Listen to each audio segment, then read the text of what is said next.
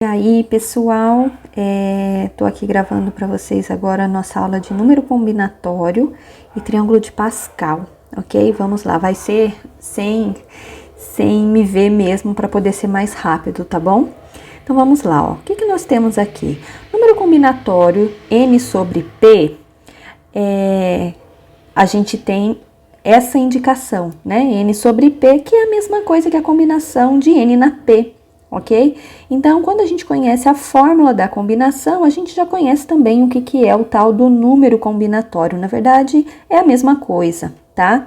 Acontece que nós vamos estudar algumas propriedades a respeito desse número combinatório. Bom, esse n a gente chama de numerador, então a gente empresta a nomenclatura lá das frações, e o p é o denominador, beleza? E é importante que o n seja maior ou igual ao p. Tá? Então, quando eu falo lá combinação de n na p, esse n não pode ser menor do que o p. Ele pode ser igual ou maior, beleza? Agora, o que acontece? Se a gente fizer aqui, colocando números combinatórios aqui nessa figura, tá? Então, nós vamos fazer o seguinte, ó. Aqui nas colunas eu vou colocar n's e aqui na linha eu vou colocar p, ok? Então, veja aqui, por exemplo, ó. N0, 1, 2, 3, 4, 5 e vai embora.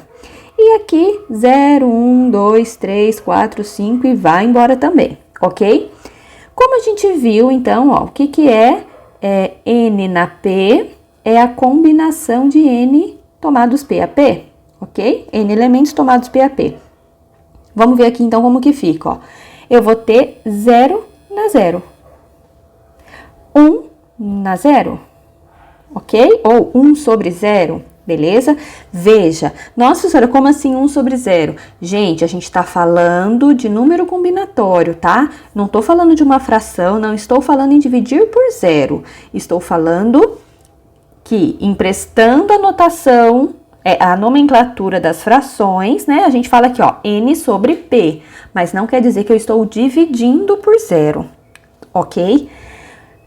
Como o n tem que ser maior ou igual a p, então aqui, ó, meu n é 1, meu p foi 0. Ok, mas se o n também pode ser igual ao p, então eu também posso ter esse termo, ó, o n é 1 e o p é 1. Descendo para o 2, olha lá, 2 na 0, 2 na 1, 2 na 2. Percebe? Tem que parar ali porque o n não pode, porque o p não pode ultrapassar o n, né? Então, eu chego até com que eles fiquem iguais. A mesma coisa, 3 na 0, 3 na 1, a mesma coisa para o 4 e para o 5, ok? O que nós temos aqui, essa disposição, é o que a gente chama de, você lembra aí? Dá uma recordada no ano passado, é o que a gente chama de triângulo de Pascal, não é? E aí aqui eu quero só aproveitar para dizer o seguinte, ó. Quando eu venho aumentando meus n's ou os meus p's, não é, ó? Se eu considerar, então, lá chegou até um certo n, ali chegou num certo p, a gente tem aqui, ó, n na 0, n na 1, n na 2, n na 3, n na 4, n na 5, n na 6 e segue, tá? Até n na p, que, como a gente viu aqui nos casos anteriores, né, na verdade, a gente chega até n na n, beleza? Porque o p vai ser igual ao n lá no final, certo? Bom, continuando, esse triângulo de Pascal, a gente então também aprende calculando esses valores, né? Então, cada um deles eu posso usar a formulinha da combinação. Fatorial de n, fatorial de p, fatorial de n menos p. Então, eu posso calcular usando essa fórmula todos esses números. Mas a gente aprende que tem uma estratégia para montar o triângulo de Pascal. Será que vocês lembram? Tenta lembrar aí alguma coisa. Ó, eu vou começar com o primeiro. Todos os da primeira coluna ali, ó, que são esses carinhas aqui, ó, são no zero, né? O denominador é zero. E aí, ó, vou resolver um deles para vocês verem. Vou pegar aqui o 3 na 0, ó. O que seria a combinação de 3 na 0? 3 fatorial. 0 fatorial, 3 menos 0 fatorial, que é 3 fatorial, concordo? E aí, lembrem-se aqui, ó, 3 fatorial sobre 3 fatorial eu posso cancelar, mas e esse 0 fatorial aqui embaixo? Lembrem-se, A gente viu que 0 fatorial é 1. Lindo! Então, aquele número é o 1. E o mesmo vai acontecer se eu fizer o 4 sobre 0, 5 sobre 0 e o n sobre 0, tá? Então, nós ganhamos que essa primeira coluna toda é 1. Ganhamos ainda que a ponta ali, né, desse nosso triângulo, todos aqueles valores também serão iguais a 1. Porque a gente tem aqui, ó, por exemplo, combinação de 2 na 2. O que é a combinação de 2 na 2? Fatorial de 2, fatorial de 2, fatorial de 2 menos 2, que é fatorial de 0. Percebe? Então, o que vai acontecer aqui? Similar ao anterior, também vai dar 1. Porque se a gente for pensar assim, tem duas pessoas e eu preciso escolher duas. De quantos jeitos eu posso fazer isso? Um jeito, ok? Não tem mais modos de fazer isso. Beleza. E o que mais que a gente ganha sobre o triângulo de Pascal? Bom, nós podemos calcular todos eles usando a combinação, tá? Mas a gente aprende que um termo mais o que está à sua direita vai dar o que está logo abaixo dele. Então, olha lá. Um termo mais o que está à sua direita vai dar o que está abaixo dele. E qualquer que seja o lugar que você pegar um termo e o que está à sua direita vai estar o que está abaixo dele, ok? E pode fazer isso em qualquer lugar, olha que lindo. Um termo mais o outro dá o que está logo abaixo. Então, se a gente sabe começar aqui, ó, 1, basta isso para que a gente consiga fazer todo o resto do triângulo sem precisar calcular todas as combinações, ok? E ainda, vamos lá, ó, aqui na linha final, o que nós temos, né? É certeza que esse primeiro termo vai ser 1 e ele é o n na 0, né? Então, vamos dizer que lá na linha n, eu vou ter então, ó, n na 0, n na 1, n na 2, até n na n, ok? E já sei que as pontas, que é o n na 0 e o n na n, vão ser iguais a 1. Vamos ver mais propriedades do triângulo de Pascal, tá? Então, nós vamos ver aqui as principais, ok? Bom, a primeira que a gente vai ver aqui se refere às pontas ali, ó. Vejam que eu deixei na mesma cor, estão vendo? Então, a primeira coluna, vamos dizer assim, e a última, né? Mas em cada linha vai estar num lugar diferente, os elementos são iguais a 1. É comum também, gente, encontrar o triângulo de Pascal assim, ó, nesse formato, tá? Fazendo um triangulinho mesmo, um triangulinho isósceles, tá? O que acontece? Nesse caso, você teria que assim, ó, a soma desses dois dá o que tá no meio deles, tá? É bem legal também de escrever assim, porque fica aqui, ó, 1 mais 2 é 3, 2 mais 1 dá 3 e nas pontas fica 1, tá bom? Então, os dois modos estão corretos. Eu prefiro essa estratégia aqui, porque fica mais fácil da gente pensar na coluna, né? Coluna 1, coluna 2, então a gente consegue enxergar melhor que o P foi 0, foi 1, foi 2, foi 13, por aí vai, tá? Mas isso é gosto, ok? Bom, então a primeira coisa que eu tenho aqui de propriedade é isso, né? As pontas eu vou ter o 1, beleza. A outra coisa que eu tenho é essa daqui, que eu até comentei em sala com vocês já, que é, por exemplo, combinação de 6 na 2 é igual a combinação de 6 na 4. Se a gente colocar na fórmula 6 fatorial, 2 fatorial e 6 menos 2 fatorial, a gente chega nisso aqui. Se a gente colocar o outro na fórmula, olha lá, 6 fatorial, 4 fatorial, 6 menos 4 fatorial. Então, a gente tem uma igualdade, tudo bem? E o que a gente diz, então, no caso, né? Que n na P é igual a n na n menos p, ou n sobre p é igual a n sobre n menos p, tá? Que é essa a ideia. Então, se aqui é 10, ó, se 1 for 3, o igual a ele é o que falta para somar 10, né? Para chegar até 10, ok? E aqui a gente pode observar em verde aqui no triângulo, olha que legal, ó.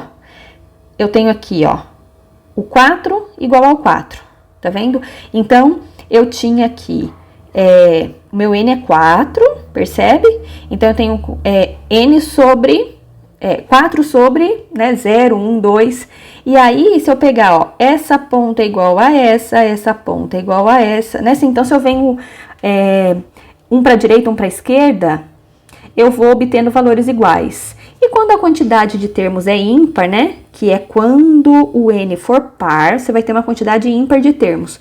O central vai ser diferente deles, tá? Vai ser o único que é diferente. Então, olha só, aqui é 5, então veio, ó, 1, 1, 5, 5, 10, 10. Agora, no de baixo, que é um número par, e eu vou ter uma quantidade ímpar de termos, olha lá, 1, 1, 6, 6, 15, 15, e aqui eu tenho alguém distinto, né, já que eu tenho uma quantidade ímpar de termos, tá bom? Então, eu teria aqui, por exemplo, nesse caso, ó, combinação de 6 na 0 é igual a combinação de 6 na 6. Combinação de 6 na 1 é igual a combinação de 6 na 5, ok? Ó, combinação de 6 na 2 igual a combinação de 6 na 4. E combinação de 6 na 3, olha isso, é igual a combinação de 6 na 3. Então, aqui fica sem sentido, percebe? Bom, ok. Mas dessa propriedade aqui decorre uma outra também que assim, na verdade elas são a mesma coisa, mas escritas de um jeito diferente, tá? Então, olha só. Aqui tá dizendo o seguinte, ó. Se eu tiver, então, n na p igual a n na q, né? Ou n sobre p igual a n sobre q. Lembrando que isso pode estar escrito na forma de combinação ou aqui na forma de número combinatório, que é essa notação com parênteses, ok? As duas notações estão corretas. Quando eu tenho isso, o que acontece, ó? O P e o Q são iguais ou a soma deles dá N. Então, é a mesma coisa que eu tenho na de cima, tá? É a mesma propriedade, vamos dizer assim, mas escrita num formato de equação. Então, por exemplo, se eu falasse assim, deixa eu melhorar, 5 na 3 é igual a 5 na x, ou 5 sobre 3 é igual a 5 sobre x. Quem é x? Olha que legal.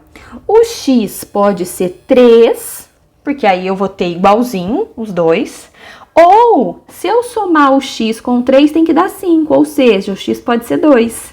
Percebe? Então, essa propriedade aqui, ela é mais utilizada quando a gente tem que descobrir algum valor ali numa igualdade, tá? Então, pode ser que eu tivesse que descobrir aquele 5, né? Vamos supor, se aqui ele já me desse que aqui é 2, por exemplo, ó, e o 5 é o que eu não soubesse.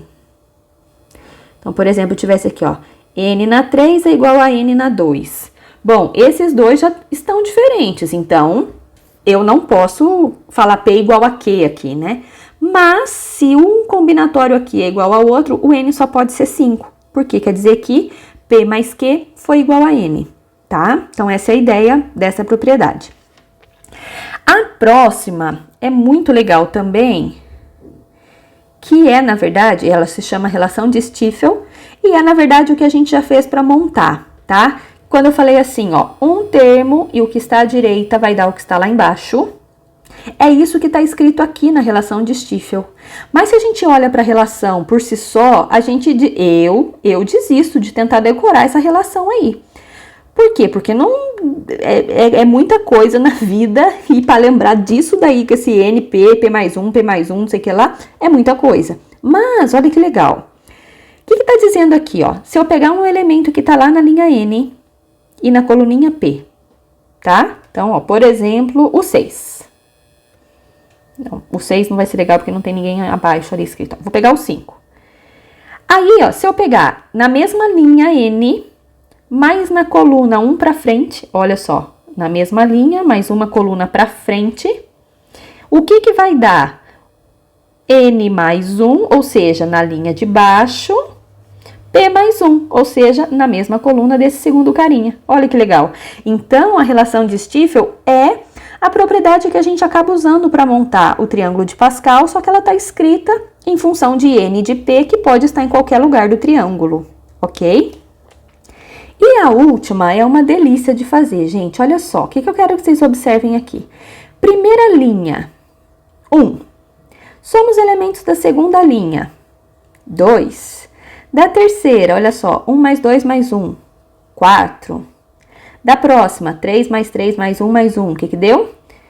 8. Ó, gente, que coisa mais linda. Aqui, 4 mais 6 mais 4 mais 1 mais 1.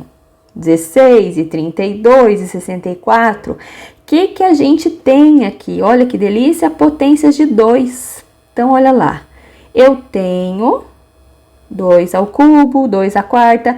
Então, ó, se o N é 5, a soma dos elementos daquela linha vai ser 32, que é 2 à quinta.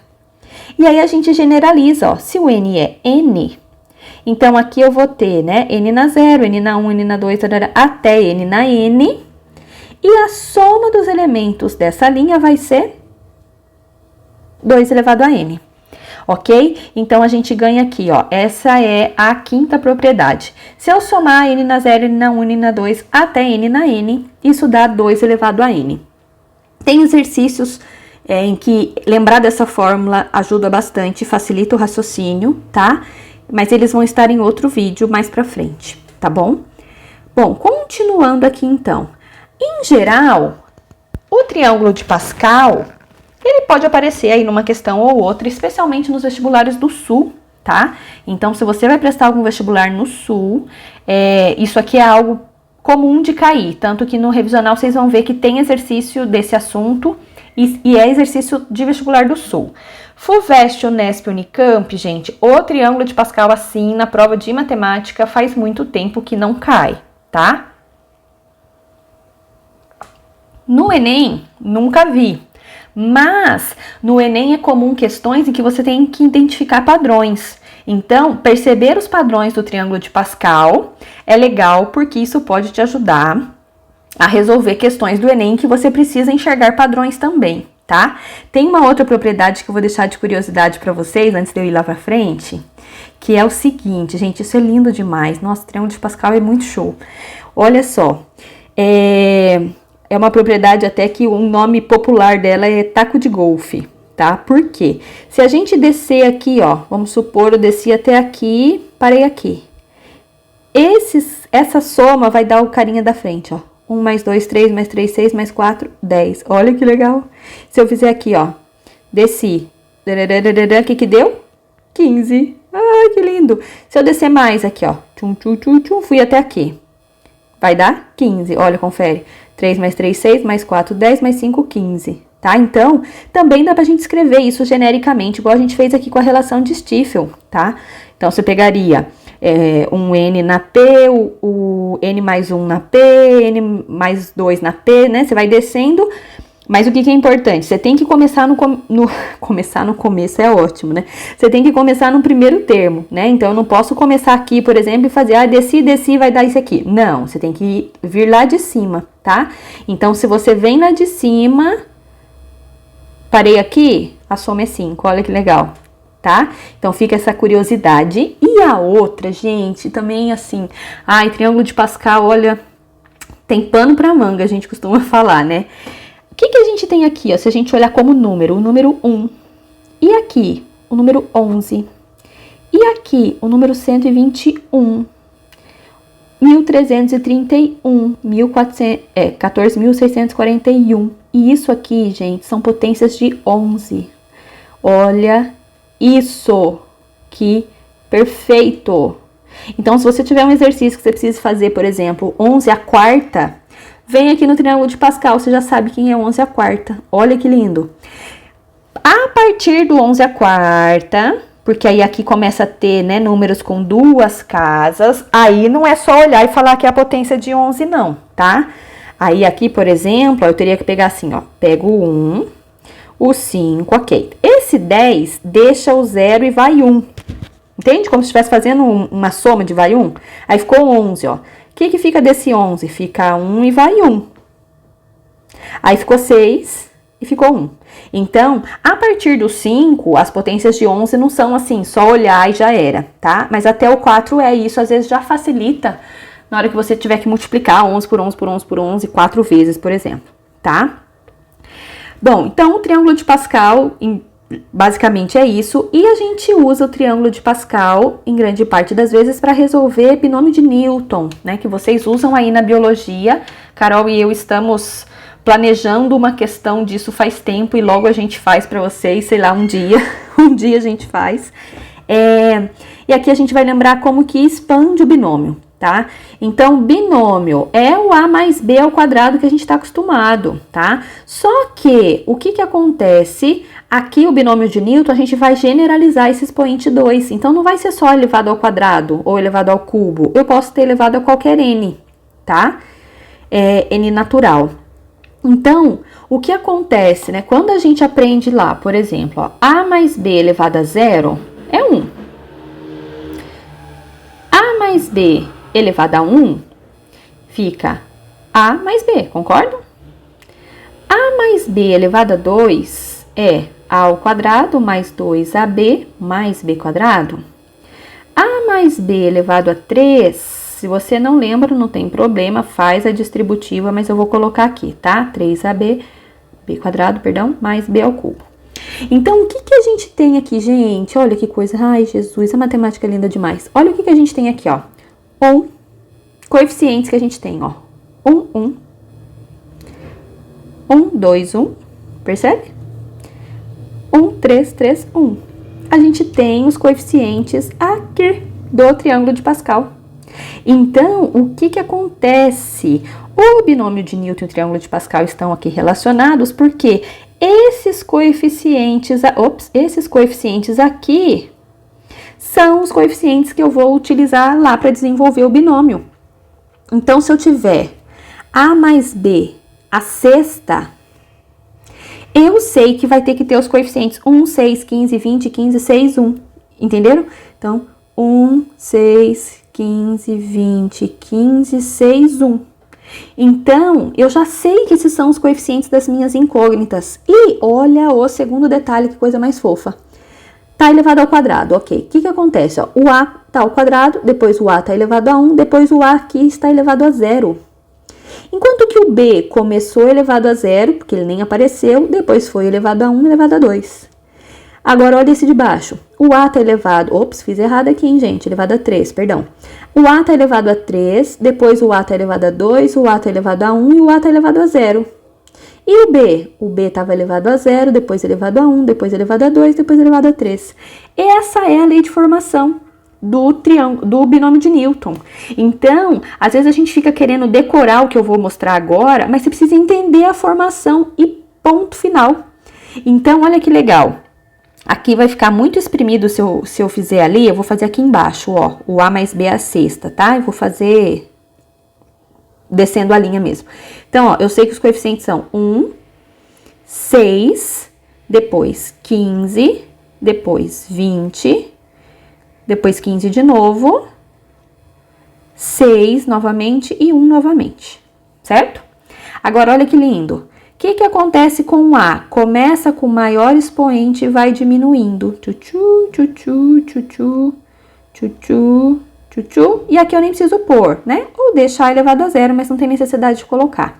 E o que acontece com o B? Começa com o 0 e vai aumentando. Então, aqui eu teria B elevado a 0, que eu não preciso pôr. B elevado a 1, B elevado a 2, B elevado a 3, B elevado a 4, B elevado a 5, B elevado a 6. Então, olha que delícia, gente. A mais B, a sexta, é então A sexta, 6A quinta B, mais 15A quarta B quadrado, 20A ao cubo B ao cubo, 15A quadrado B a quarta, 6AB a quinta, mais B a sexta. Eu poderia obter isso também fazendo a distributiva, A mais B ao quadrado vezes A mais B ao quadrado, por exemplo, e sair distribuindo, mas ia dar mais trabalho, tá? Ah, cai muito isso, professora? Não, não cai. E eu não vou mentir pra vocês, falar que cai, que é muito importante, etc, tá? Onde cai mais? Provas do Sul, também. E militares, tá? Esqueci de falar das militares também sobre o triângulo de Pascal. FUVEST, Unesp, Unicamp, em matemática, não costuma cair. Tá? Mas é importante saber fazer, porque vai que, né? Não costuma cair, não quer dizer que não vai cair, tá bom? Então, é importante a gente conhecer.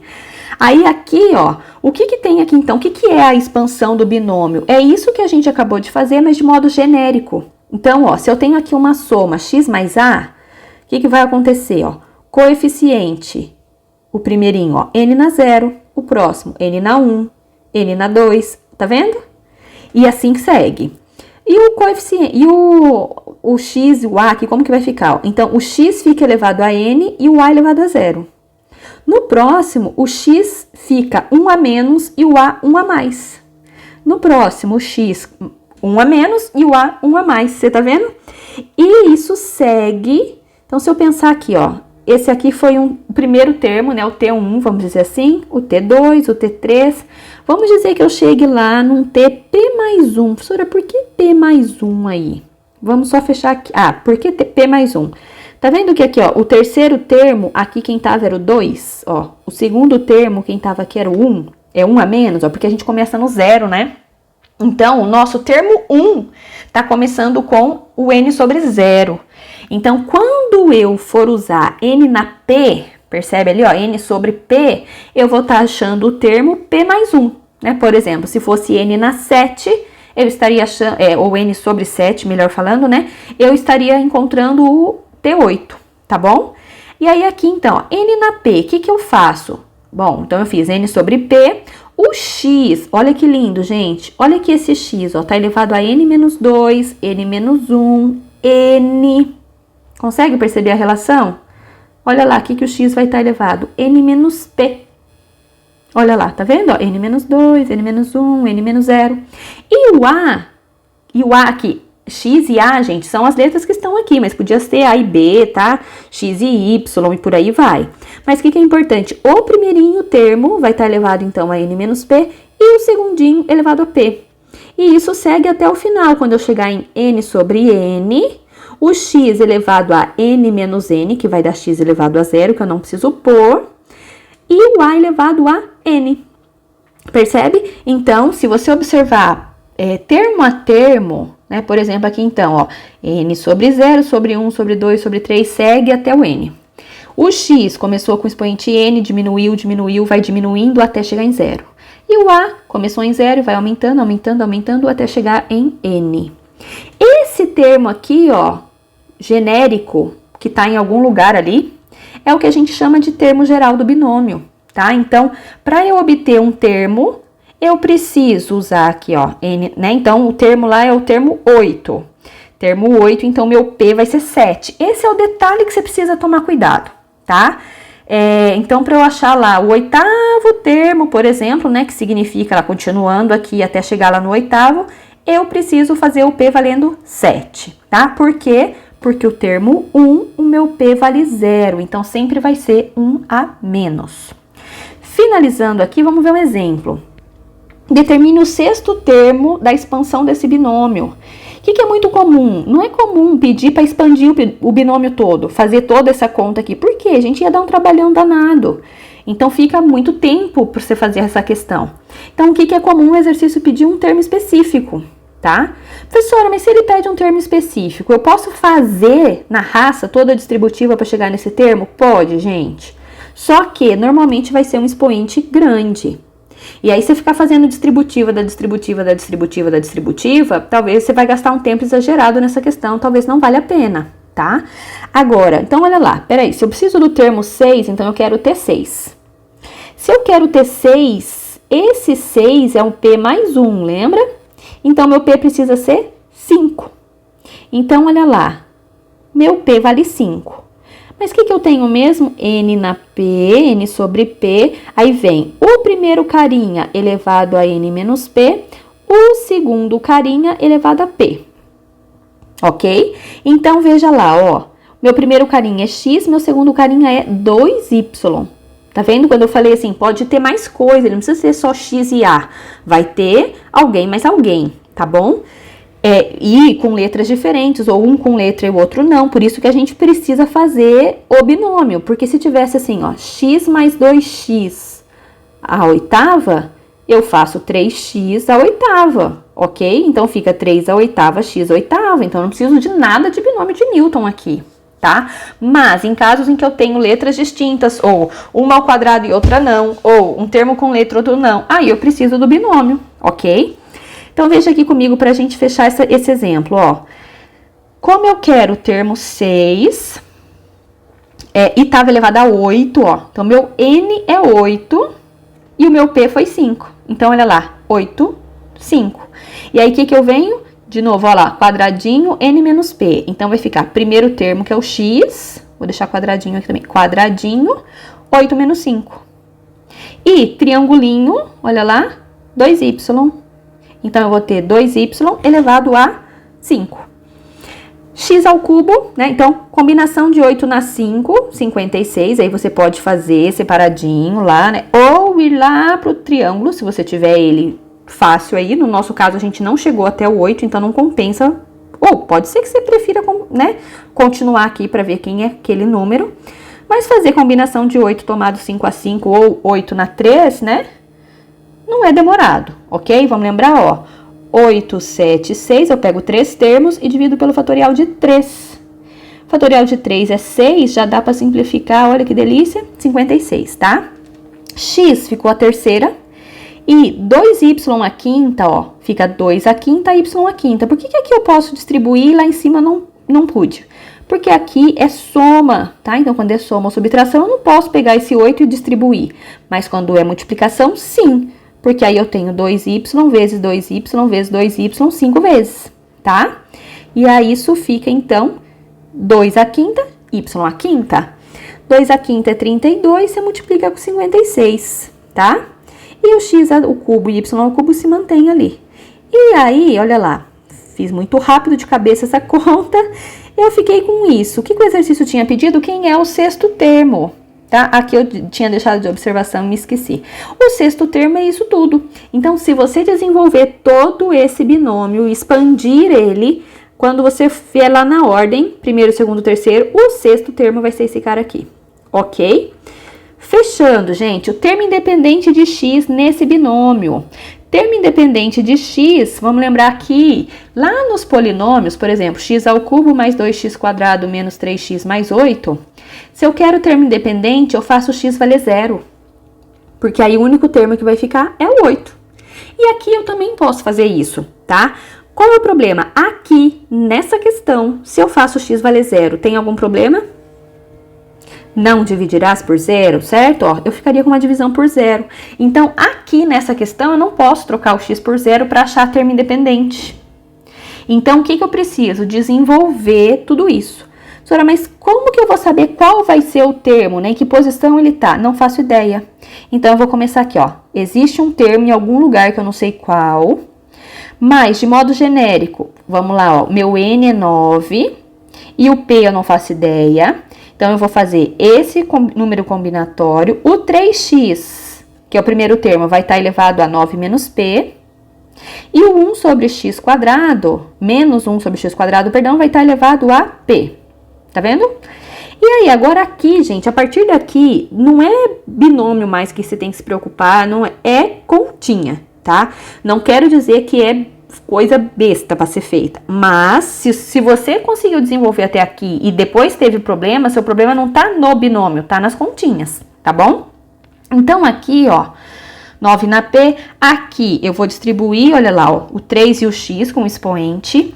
Nesse caso aqui, eu vou deixar menos 1 elevado a p vezes x elevado a menos 2, não é? Para não ficar com essa fração aqui, então a gente deixa expoente negativo. Então, olha lá, focou, fechou bonitinho. O que acontece? Tá uma bagunça, mas a gente pode agrupar algumas coisinhas. Então, o 9 sobre p eu não faço ideia ainda de quanto ele vale. Esse 3 também não, mas esse 1 eu vou deixar ele aqui junto, ó, né? Numerinho com numerinho e letrinha com letrinha, ó. O que acontece aqui nas letrinhas, ó? Eu tenho 9 menos p e tenho aqui menos 2p. Como tá multiplicando, eu somo os expoentes, ó. Eu ganho que o x fica só com um expoente. Tá horrível esse expoente, mas é um expoente só, né? Que vai ficar, na verdade, 9 menos 3p. O termo independente de x, aqui bastava ver quando o x é zero, porque aí ia sobrar só esse carinha. Mas ele também é o número que está multiplicando o x elevado a zero. Lembra que a gente viu isso lá nos polinômios, ó? Porque x elevado a zero é 1, então fica só 8. Então, o que eu quero aqui? Olha que lindo. Eu quero que esse cara seja x elevado a zero. Ou seja, eu quero que 9 menos 3p seja zero. E quando eu faço isso, eu acho que o p é 3. E aí, eu volto pra cá, ó. Se o P é 3, quem vai ser meu termo? Ó, vai ser meu termo 4. E aí eu substituo o P, todos os P's por 3, desenvolvo esse número combinatório, faço essa potência do 3, tá vendo? Faço esse menos 1 ao cubo e chego no numerinho. Veja como eu tinha lá x elevado a 0 e eu não tenho x mais, ficou apenas número. E, gente, já deu o tempo, mas eu vou só fechar com esse exemplo aqui sobre soma dos coeficientes. Lembra disso também lá nos polinômios? Se eu tenho lá um polinômio de qualquer grau, tá?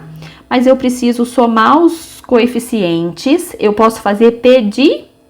Você respondeu aí pra mim?